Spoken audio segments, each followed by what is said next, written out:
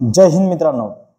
मित्रांनो 7 जुलैला आज सर्वांचं म्हणजे जवळपास 22 घटकाचा पेपर झाला. पेपर सोपा होता की अवघड होता? अनेक ठिकाणी नवीन पॅटर्न यूज केलं गेलेलं होतं. जसे सोलापूरमध्ये आपण पाहिलेत काही प्रश्नांमध्ये ते आता सगळीकडे व्हायरल झालेले आहेत. आपल्या ग्रुपमध्ये पण आपण ते टाकलेले आहेत. त्याचबरोबर इतर जे काही बाकीचे घटक होते ना मित्रांनो, त्या ठिकाणी पेपर सोपा होता. मग अनेक विद्यार्थ्यांचा आता प्रश्न येतो की सर मेरिट लिस्ट कशी लागेल? बघा, याच्या अगोदरच्या व्हिडिओमध्ये मी अनेक वेळा सांगितलं आहे एक मेरिट लावण्याचं पॅटर्न कसा असतो त्याबद्दल. आता जवळपास 7 जुलैला एवढी फास्ट मध्ये प्रोसेस झाली, या पेपर पण झाला, ग्राउंड पण झाला आणि आन्सर की सुद्धा आल्या. आता अनेक ठिकाणी तुम्हाला स्पष्टीकरण सुद्धा भेटून जातील. जर तुमचं सर्वांची इच्छा असेल एखादा पेपर की सर या पेपरचं स्पष्टीकरण द्या, तर तसं आपण लाईव्ह घेऊन त्याच्यावरती स्पष्टीकरण पण देऊया. सध्या विषय आहे मित्रांनो तो म्हणजे फायनल कट ऑफचं मेरिट लिस्टचं. ठीक आहे, कारण आता सर्व झालं, तुमचा जो तुम्हाला बेस्ट देण्याचा होता तो तुम्ही दिलेला आहे. ओके, आता टेन्शन घ्यायचं नाहीये. आता बेस्ट म्हणजे काय, तुम्ही ग्राउंड दिलं, मैदानी चाचणी दिली, मैदानी नंतर तुम्ही लेखीला क्वालिफाईड झाला आणि आता लेखी परीक्षा सुद्धा दिलेली आहे. पहिली गोष्ट मित्रांनो, मार्क किती पण येऊ द्या, कमी मार्क येऊ द्या, जास्त मार्क येऊ द्या, जास्त लोड घ्यायचं नाहीये. कारण का, बघा, जर समजा यावर्षी तुमची पहिली भरती असेल किंवा तुम्हाला लेखीमध्ये 60च्या आत मार्क मिळाला असेल, ग्राउंडला पण कमी मार्क मिळाला असेल आणि एक अंदाजित जर तुम्हाला वाटत असेल की माझं सिलेक्शन होणार नाही, तरी पण टेन्शन घ्यायचं नाहीये. डिसेंबर मध्ये आणखी मोठ्या पदांची भरती होणार आहे, तुम्ही आतापासून तयारी करून घ्या. आता बघा, पॅटर्न समजून घेऊया की नेमका हा पॅटर्न काय भानगड आहे, पॅटर्न काय यूज केला गेलेला 2024च्या पोलीस भरतीला. बघा, आतापर्यंतचा जे काही इतिहास आहे पोलीस भरतीचा, तो इतिहास परंपरेनुसार कंटिन्यू राहिलेला दिसला आपल्याला.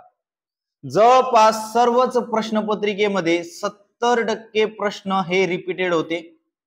ओके, 70% प्रश्न हे रिपीटेड होते, म्हणजे तेच ते प्रश्न विचारले गेले होते, बेसिक क्वेश्चन 70%. आणि जे मेरिट ठरवणारे प्रश्न आहेत किंवा जे प्रश्न तुम्हाला पोलीस बनवणारे आहेत ते होते तुमचे 30% प्रश्न. ठीक आहे, आता या 30% प्रश्नांचा जो विद्यार्थी चांगला अभ्यास केलेला असेल त्याला मार्क चांगले मिळालेत.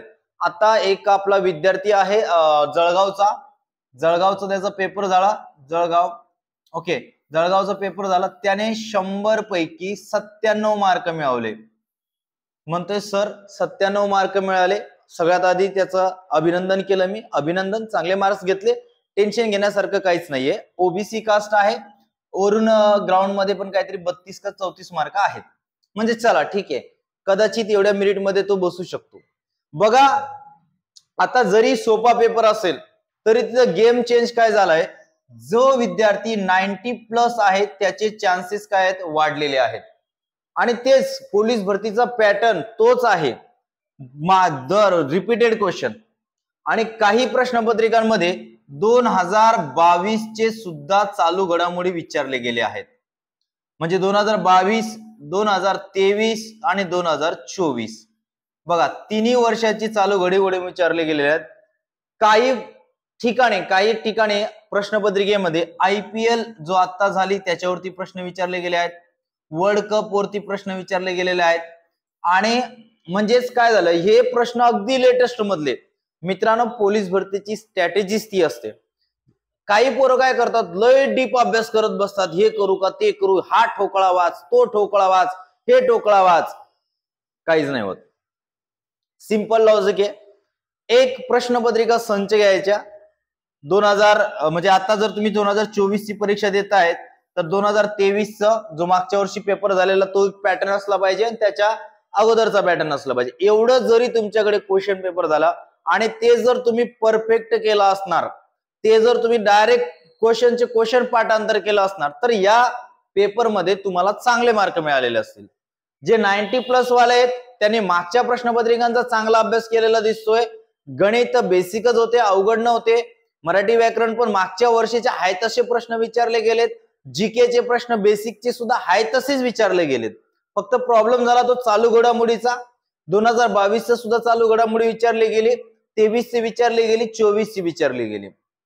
ठीक आहे. आणि चालू घडामोडी मित्रांनो फक्त वर करायचा असतो, लय डीप मध्ये अभ्यास करायचा नाही, वरच्या वर एकदम मुद्देसूर मेन पॉइंटचा फक्त अभ्यास करायचा होता आणि ते विद्यार्थ्यांनी केलेले आहेत, चांगले मार्क आलेत. बघा मित्रांनो, तुम्ही मैदानी दिली, लेखी दिली, तुम्ही चांगला स्कोर बनवण्याचा प्रयत्न केला, जरी तुम्हाला कमी मार्क आले किंवा जरी तुम्ही मेरिट मध्ये बसले नाही तर पुढची भरती आहेच. आणि जो विद्यार्थी मेरिट मध्ये बसलेला आहे त्याचा तो बसणारच. कारण बघा मित्रांनो, काय पण झालं तरी मेरिट मागच्या वर्षापेक्षा थोडी कमी लागेल, आहे ना. आता ज्या ठिकाणी लय सोपा पेपर होता त्या ठिकाणी मेरिट जाऊ शकते 130 प्लस जाऊ शकते open cast. Okay, open cast 130 plus जाऊ शकते. आणि ज्या ठिकाणी मीडियम पेपर असेल त्या ठिकाणी सुद्धा 128 प्लस किंवा 30 पर्यंत जाऊ शकते. आणि अतिशय सोपा पेपर असेल तर इथं 32 पर्यंत किंवा लय 34 पर्यंत ओपन कास्ट ची मेरिट जाऊ शकते. ओपन कास्ट बोलतोय मी, आणि ओपन कास्ट नंतर जे अदर कास्ट आहेत त्यांची ऑटोमॅटिकली कमी मेरिट लागणार आहे, म्हणून टेन्शन घ्यायचं नाहीये. तुमचा जे काही बेस्ट देण्याचा होता तुम्ही तो दिलेला आहे, आता टेन्शन घ्यायचं नाही. आता पुढचा लगेच तयारीला लागायचंय. जे विद्यार्थी नवीन असतील, पहिल्यांदा पोलीस भरती दिलेली असणार, त्याला अपयश मिळालेलं असेल, त्याने पुढच्या भरतीला लगेच आतापासून तयारीला लागायचंय. आणि हमखास मित्रांनो, आता जे काही 22 घटकामध्ये पेपर झाला, पॅटर्न तोच आहे, सगळ्या गोष्टी तेच आहे. सगळे प्रश्नपत्रिका जर तुम्हाला पीडीएफ मध्ये पाहिजे असेल तर आपल्या टेलिग्राम चॅनलवरती भेटून जातील, आन्सर की सकट भेटून जातील. आता मित्रांनो, ज्यांचं पेपर बाकी आहे त्यांनी सावध राहायचंय आणि पुढचा प्लॅनिंग करायचंय, पुढची तयारीला लागायचंय. येणारा पेपर सुद्धा याच पॅटर्न वरती डिपेंड असणार आहे, लक्षात घ्या. प्रश्नपत्रिका सोडवणं व्हेरी इम्पॉर्टंट झालेलं आहे. ठीक आहे. मग सोपा पेपर होता की अवघड होता, तर काही ठिकाणी सोपा पेपर होता, काही ठिकाणी मीडियम लेवलचा होता. अतिशय अवघड पेपर आपल्याला कुठंच पाहायला भेटणार नाहीये. त्यामुळे आता मेरिटचे जास्त टेन्शन घेऊ नका. आता बघूया, मेरिट सुद्धा एकदम फास्ट पद्धतीने लागणार आहे, म्हणजे लय तर लय एवढ्या 2 दिवसामध्ये तुमची मेरिट पण लागून जाईल आणि फायनल तुम्ही एकंदरीत पोलीस झाला की नाही झाले याचं सगळं ओपन होऊन जाईल. ठीक आहे मित्रांनो, अपडेट मित्रांनो, लेक्चर साठी चॅनलला सबस्क्राईब करायला विसरायचं नाहीये. पुढच्या व्हिडिओमध्ये भेटूया, तोपर्यंत जय हिंद.